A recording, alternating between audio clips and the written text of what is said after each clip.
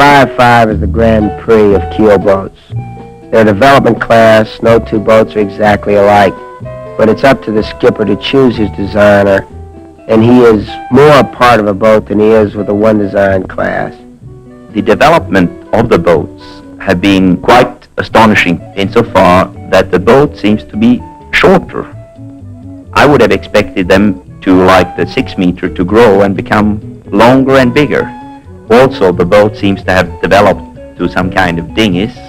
That is, that you have to hike outside the boat very much just to accomplish some kind of basic stability for them. They're extremely complicated to sail and very much like a violin built of wood, and they have to be highly tuned. The blue Pacific off Sydney's beautiful northern beaches. In this Cook bicentenary year, the magnet for some of the world's finest yachtsmen. 5.5 experts, like America's Ted Turner and Sweden's Tom Nathurst, eager to battle for the world's championship against Australia's best and other international stars. In a distinguished company, His Royal Highness, Crown Prince Harold of Norway. The reason for me being out here is a combined one. First of all, because it's the bicentenary of Captain Cook's landing in Australia, and I'll join the Norwegian Export Council on a trip around parts of Australia, and also because of the 5.5 World Championships in Australia. And I'm going to be a competitor in those series, and I'm looking forward to that very much. My wife also sails. I have occasionally crewed with her, but somehow it didn't do the marriage any good, I don't think. We seemed to be quarreling a bit on board the boat, so we gave that up, more or less. Here in Australia, we borrowed a boat from Mr. Carl Halvorsen, a lovely boat called Crest, and to have any chance at all, with the short time we had to tune the boat and get used to the boat, I found that I had to bring my own crew, and partly my own sails as well. Off the Barrenjoey Peninsula, the fleet positions for the start of the second event of the bicentenary regatta, the Craven Filter Invitation Race. The first event, the Australian Gold Cup Series, was fought out a few days ago on Sydney Harbour. The winner, Southern Cross 2, moves away smartly again today, as skipper Norman Booth sets his course for the Craven Filter Invitation. Coming up to the weather mark, it's ready with the spinnakers. Tom Nathurst takes Sweden's Tomato round first, followed by Crown Prince Harold in Crest and the Australian yacht Carabella. Southern Cross 2 is lying in fourth place. Spinnakers out as the rest of the field makes the turn. On the square run to the leeward mark, Crest still in second place to Tomato. For the moment, it's Scandinavia's race, but 5.5s take handling, as Crown Prince Harold finds with Crest rolling under its kite. However, it's Southern Cross 2 following hard on Carabella, which will bring Norman Booth his second win of the regatta. Your Royal Highness and gentlemen, this briefing was necessary because not only have we some competitors from overseas who haven't seen the course in which the first of this series will be sailed, but in any case, local 5.5 owners haven't sailed the course which will be set for today, the Scandinavian Gold Cup and the World Trophy races. Unlike the Olympic course, it's sailed in segments of a circle, with angles of 60 degrees, making an equilateral triangle. It's quite a long way to the course. The nearest part of it would be approximately 6 miles from here. Now to get there, if there is insufficient wind to sail, you can depend on getting assistance from all over the place in the form of towing. This is a race which has commanded considerable interest, and I'm sure you will find ready cooperation from all at hand when you can need. With Princess Sonia urging him on from the sidelines, Crown Prince Harold quickly makes his mark in the Scandinavian Gold Cup Series. In the second race, Crest lies third to John B. and Nemesis, with Southern Cross 2 in fourth place as they beat to windward.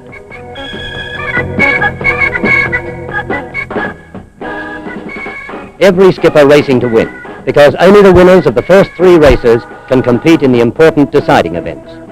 Already the Swedish yacht Tomato is one up with a first heat win, and Tom Nathurst is looking for another as he presses crest around the windward mark.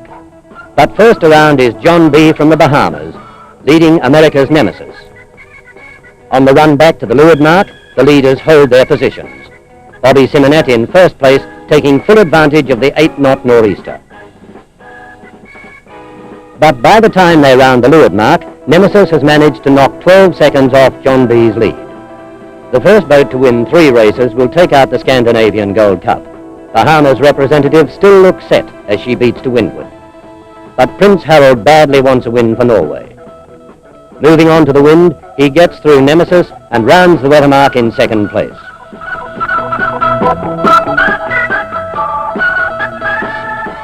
Another change in fourth place as Norman Booth brings up Southern Cross 2. And he could do better still.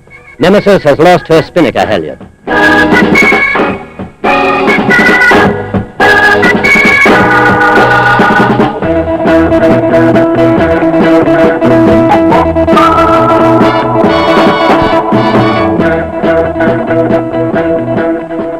Agonizing for the crew. Time trickling by as they fight to regain the dragging sail. And with it, boats moving past on the shy run to the wing mark. And Norman Booth can smell blood as he brings Southern Cross 2 up to third. That kite in the drink was too much for Nemesis. She's even trailing Sweden's Tomato now as she comes around in fifth place. John B. of the Bahamas, ensuring her chance at the Cup with a win of 1 minute 15 seconds from Norway's crest, with Southern Cross 2 of Australia in third place. A happy run home for Bobby Simonet and his crew, now that John B. is assured of racing beyond the cut-off point. Only the boats with wins in the first 3 races can continue, and colourful American yachtsman Ted Turner is determined that Nemesis, up to now sailed by Ernie Fay, will make her bid to chalk up 3 wins. Flying into Sydney on the morning of the 3rd race, he joins his crew and scores an American victory. Tomato, John B. and Nemesis. The stage is set for one of them to take out the Scandinavian Gold Cup. Argentina calling committee vessel. Argentina calling committee vessel. Over. Hello, Argentina, committee vessel here. I don't think this wind will change. It's coming in fairly strong. Over. Thank you, committee vessel. We're reading you loud and clear. We're waiting for our start line. Over. I'm the navigator working in the navigator's boat. We position each mark and tell the boat carrying the mark where to lay it. The starter's boat, first of all, decides the direction of the wind, and we go off on the first leg and lay it 2 1/3 miles to windward. Okay, he's laying his mark, though. He's laying his offshore mark. Argentina to committee vessel. Argentina to committee vessel. Over. Committee vessel to Argentina. Go ahead, please. Over. That'll be circular. You should travel half a mile. 270. 270. Over. Committee vessel to Argentina. Roger. Another race shares the course during the final stages of the Scandinavian Gold Cup. This is the WD&HO World's 3-day trophy series, an open event for all yachts except the 3 battling for the Cup. 15 minutes after the Scandinavian contestants have got underway, 9 yachts move in for the start of the WD&HO World's 3-day trophy. They're on their way, all the Australians and the international boats which failed to survive the cut-off in the Scandinavian Gold Cup. Understandably, Crown Prince Harold would have liked to take back the Scandinavian Gold Cup for Norway, but he settles for an alternative by moving crest smartly into the lead in a bid for the Wills Trophy. Carabella holds second place. Australians Carabella and Altair fill minor placings, but the trophy goes to Crest of Norway. Well, it was a very flat sea today. There was not sort of any wave of any size, but it had a little sea on top of that, what we call a slop. And this slop can be very uncomfortable to small boats because if they get on the starboard bow, port bow, and they get sort of one underneath the counter, it does incline to throw them off. And not being much wind today in the early part of the race, I suppose at the end it must have come in around about 12-14, but the early part it wasn't so strong. They must get their boat going through the water. keeping her up as near as they can to the hull spiel, getting against through the water. Being light wind today and this little stop, that's difficult to do, so they've got to sail a little bit off the wind to keep their boat going through the water. Well, take Gordon Ingate. He's sailed everything from a 12 metre down to a little VJ. He's been good in every class. Dave Forbes represented Australia in the star class in the Olympic Games. Well, now he's sailing a 5.5. I think you find all these skippers here have sailed all types of boats. From the teleroom at Newport, the results. The WD and H.O. Wolves 3-day trophy to Crest, skippered by Crown Prince Harold of Norway. The Scandinavian Gold Cup to Ted Turner's nemesis of America. Turner's determination paid off, and despite his late arrival, he won the 3 races which counted. Now the glamour event of the International 5.5 metre regatta, the World Championship. This is the one which will decide who's best, and to battle for that decision, the world's best 5.5 metre men have converged on Sydney. Ted Turner, Bobby Simonet, Crown Prince Harold, Tom Nathurst, Ernie Fay. And in time for today's race, Qantas have flown in Olympic gold medalist Peter Sunderland of Sweden to skipper Barraguda. They have taken up the gauntlet thrown down by Australia's finest yachtsmen. They're ready now to lay their skill on the line. The start of the World Championship. They're beating into a fresh breeze towards the windward mark. 10 to 15 knots would favour the Australians. This is the Olympic course. After the windward mark, a shy run to the wing. The triangle being completed to the leeward mark, another beat to weather, a run to leeward, and then a work into the wind for the finish. But now it's round the weather mark for the first time. Spinnakers out, and the run for the wing mark. On this shy run, the race begins to take its shape. It's not the Australians who take advantage of the conditions, but the American Sundance, just arrived from the States, and racing in the regatta for the first time. At the helm, Ernie Fay, 5-time Scandinavian Gold Cup winner. A jibe around the wing mark, and it's Sundance reaching to leeward ahead of Crown Prince Harold in Crest.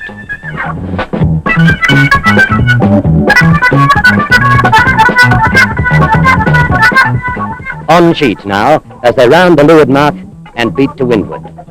Still Sundance, but only 4 seconds astern, Crest is fighting hard. John B. from the Bahamas is 13 seconds further back, and Sweden's Tomato is in 4th place. On the wind, it's a race between Sundance and Crest.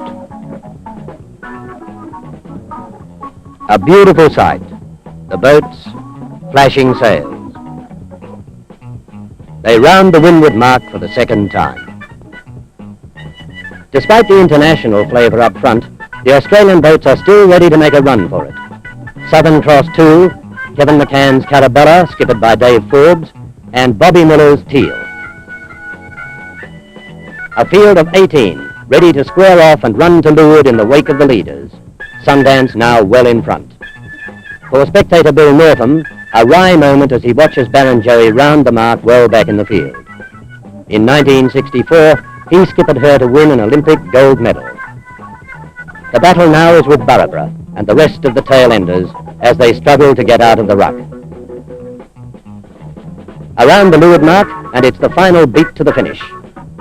The first of 7 races, this will establish a points lead for one of the boats, which will give it a head start in the long tussle to decide which will be world champion for 1970.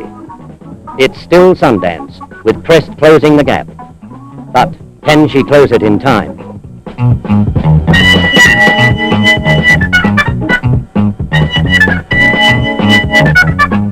Sundance is the winner, with Crest second and Tomato third.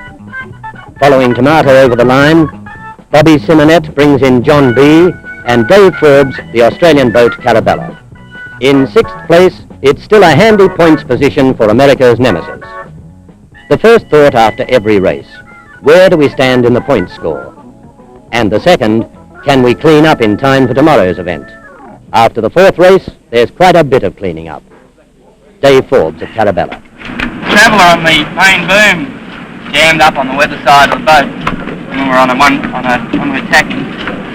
And the boom can't slide from side to side when you go through the wind, so nothing much you could do about it. We had the tail with the tail well off, and we kicked it across a couple of times, but it finally jammed on one side towards the end of the race. But everybody's got a good excuse. Dave isn't the only one with an excuse for not winning in that wild southerly. A broken mast has given Ted Turner and his crew a real make and mend job on Nemesis. We're only going to put one winch on. Now. There are the rest of the bolts. You've got 8 now. Right. Yeah, well, 3 on each side will do. Well, you had 4 on each side before, didn't you? Want there 8 for a winch? No. Although Nemesis is only running 7th in the points list, there are still 3 races to go. There's still a chance. Scotty, where'd you say that seizing wire was? On the tender just here. The tender just here. The cresta? Just beside you, over there, the one there. Okay, secure it off. All right. Now run me up a spreader. A broken mast to be mended. A hole in the deck where a winch mounting ripped out. But the job's completed half an hour before the start of the 5th. There's an arm wrench down in the belt. Want a life strip, we got that. I need it. They're getting ready on Crest too, but no problems here. This boat seems to perform better than we thought. It's very easy to handle, and we seem to be keeping up with most of the competitors. It's a nice change. As they move out for the start of the 5th race, Crest is running 2nd in the points table to the Australian Carabella. Others still in the running are John B., Tomato, Sundance, Southern Cross 2, Nemesis, and King's Cross. A wide choice for champion as they cross the line for the 5th. Beating to windward in a lumpy sea churned up by a southerly gusting to 20 knots, the yacht's battle conditions little better than yesterday. In seas like this, accidents can happen. But maybe that's the thrill of racing the 5s. And it happens. On the first beat to windward, Brian Morgan's Barrenjoey is dismasted. Tokyo, 1964, a proud Olympic winner. Off Barrenjoey, 1970, a disheartened namesake. All hope of the championship is washed away by those angry seas. But while the seas take toll on Barrenjoey, Carabella revels in them. Carabella, responding perfectly to the homesmanship of Dave Forbes and fully justifying the pride of her owner and crewman, Kevin McCann. We first decided on building this boat late in 1967 to contest the Olympic trials, which were to be held in Botany Bay in March of '68. We approached Britton Chance, and he gave us this, what he termed his radical design, and it certainly turned out to be that. A beautiful run, but there's still a race to be fought. America's Nemesis is ahead, and not far behind is Southern Cross 2, followed closely by Crest. It's the last run to the leeward mark, but by now, Ted Turner has forged further away in Nemesis. The last tack into the wind, and he crosses the finishing line 1 minute 53 seconds ahead of Carabella. There was a struggle for third between Crest and Southern Cross 2, but the Australian yacht maintained its lead, holding Crown Prince Harold to 4th place. 2 races to go, and while Carabella is well ahead in point score, Crest still has a chance with Nemesis, John B., and Sundance. The 6th heat. This could be the deciding race. In a light, variable breeze, Ted Turner quickly takes Nemesis to the lead. He holds the lead throughout and wins comfortably. But again, Carabella comes in second, and Carabella was ahead on points. There's still tension as the placings are fed through from the regatta office at Pittwater to the computer in the city office of Australian General Electric. The progressive points are collated, an allowance calculated for the discard of one bad race, and within 5 minutes, the result is fed back to the Pittwater repeater. As the crews prepare for the 7th and final race, there's the feeling of holiday sport in the air. No taut nerves or cracking tensions. The issue has been decided. Carabella is world champion. On points, she cannot be beaten. Competitors like Gordon Ingate, who sailed Pam to victory in last year's Scandinavian Gold Cup, acknowledge that it's a fitting win. Carabella's owner, Kevin McCann, is vice president of the International 5.5 Metre Association and was largely responsible for organizing this bicentenary regatta. But now, sheet hand Kevin and skipper Dave Forbes have their minds on another race. The seas look similar to yesterday and still fairly steep, and the wind's a little fresher. We've got a nice relaxed race coming up, and providing we can get going early, we should be able to keep with this Turner fellow that's really going well in these conditions. We've got to watch that start today, Jim. The line is very critical. We must get a good start today if we're going to beat these fellows. 9, 8, 7, 6, 5, 4, 3, 2, 1. A bad start for Southern Cross 1. Forced to windward of the line, she'll have to go round again for another crack. But the others are off smartly in a sloppy sea, churned up by a fresh southerly wind. The windward beat, and already the holiday mood is beginning to disappear. Carabella has a reputation to maintain, and there are still those minor placings to be fought out. American yachts, Nemesis and Sundance, are both strongly favoured. Crest could give Norway a medal, and there's even a chance for Australia's Southern Cross too. No question that they're making a race of it. It looks good for Sweden as Tomato is first up with her spinnaker around the windward mark. John B. from the Bahamas is second, with Sundance running third. The shy run to the wing, and already changes are looming. The new world champion, Carabella, moves into second place.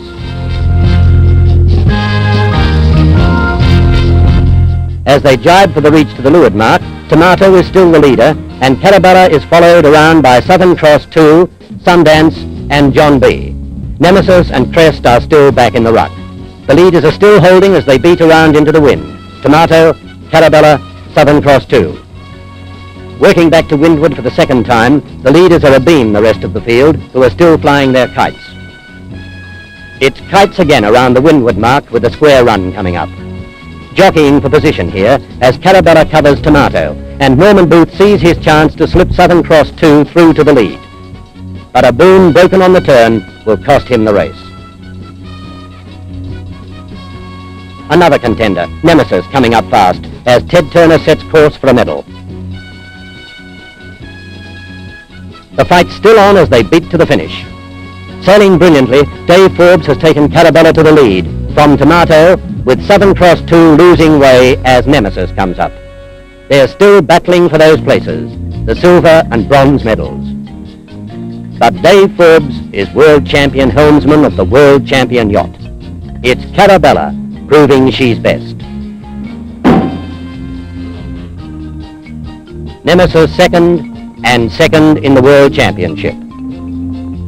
But the interest now is on a duel for third, as Sundance and Crest, almost equal in the points tally, stage a private battle for the bronze medal.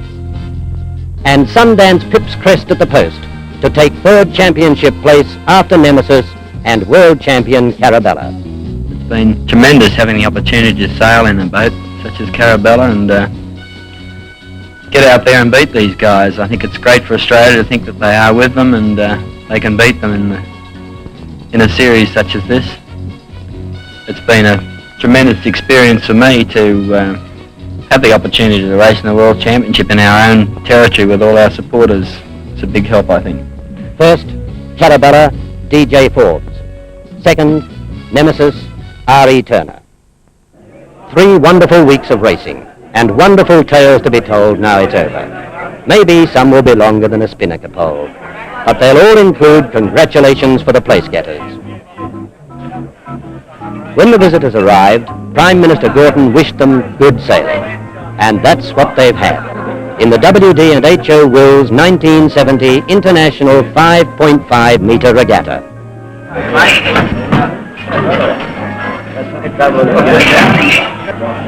I'm going to shake it. Congratulations.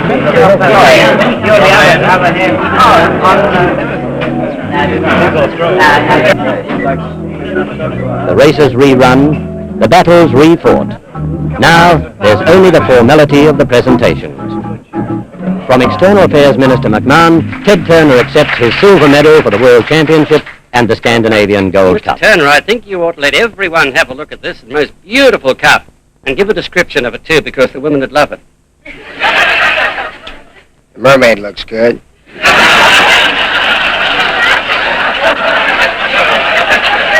No, in all seriousness, I haven't really prepared much, except that I would like to say that it takes more than one person to sail these boats, and then, as we all know, and in this Gold Cup I had Peter Munson from Texas and Mike Lehman from New York sailing with me, and without them we never would have been able to do it. I've been to a lot of regattas, and I've never enjoyed one this much, and I think that's true of all of our crew, and the hospitality and the friendship, and we thank you very, very much.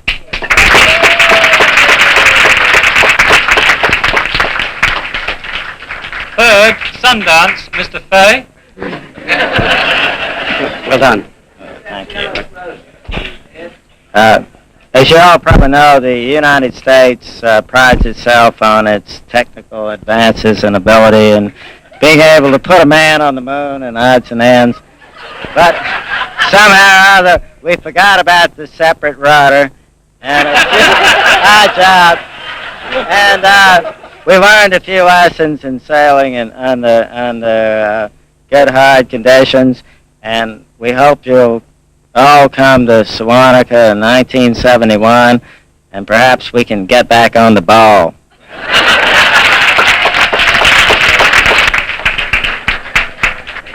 The World Championship, first, Carabella, Mr. McCann.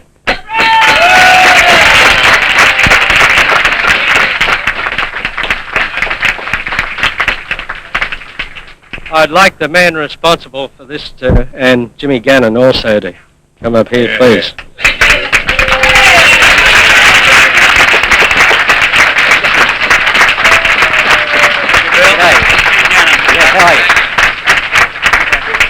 And now, would you say something? Please. Your Royal Highnesses, ministers, ladies and gentlemen, I really can't express how I actually feel, and I'm sure Kevin and Jim feel exactly the same. Sailing Kevin's boat has been just marvellous, and I really can't say I've enjoyed anything more. For the presentation of the trophies, I thank our Minister for coming along and doing this honour to us, and to the Crown Prince for participating and coming to Australia and sailing has been just marvellous. I really believe this is a wonderful honour for me, and I really have appreciated sailing in the boat.